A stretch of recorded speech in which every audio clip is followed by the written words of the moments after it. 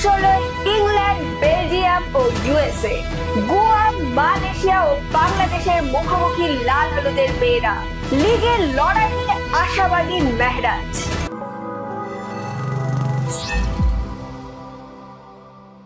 প্রতিদিন রোদে পুড়ে জলে ভিজে যে মানুষগুলো ফুটবলের খবর তুলে আনেন আপনাদের জন্য, সেই ক্রীড়া সাংবাদিকদের দিন আজ। হ্যাঁ, আজ বিশ্ব ক্রীড়া সাংবাদিক দিবস। ফুটবল সাংবাদিকদের লড়াইকে কুর্নিশ জানিয়ে তাদের প্রতি রইল আইএফএ টিভির তরফ থেকে আন্তরিক শুভেচ্ছা। আমি সায়নী, শুরু করবো আজকের পর্ব। শেষ মুহূর্তে জ্বলে উঠলেন হ্যারি কেইন। সেই আলোতেই প্রি কোয়ার্টার ফাইনালে পৌঁছে গেল ইংল্যান্ড, শেষ ষোলে পৌঁছালো Belgium O USA.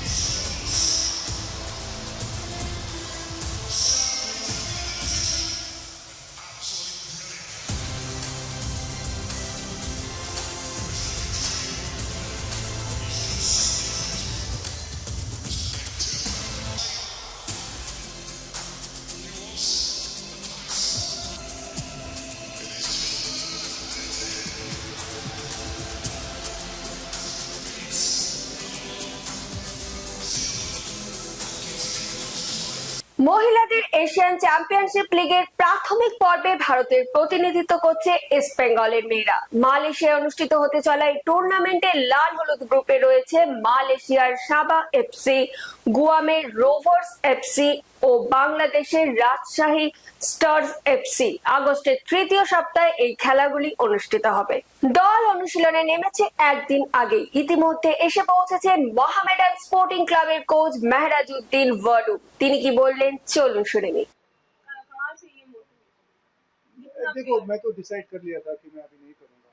I think last year जो क्लब ने स्ट्रगल किया, प्लेयर्स ने स्ट्रगल किया और फैंस ने स्ट्रगल किया, तो ओबियसली लास्ट ईयर हम सब ने मेहनत किया क्लब के लिए, लेकिन इस साल मैंने सोचा था कि मैं अभी और नहीं कर सकता हूँ क्योंकि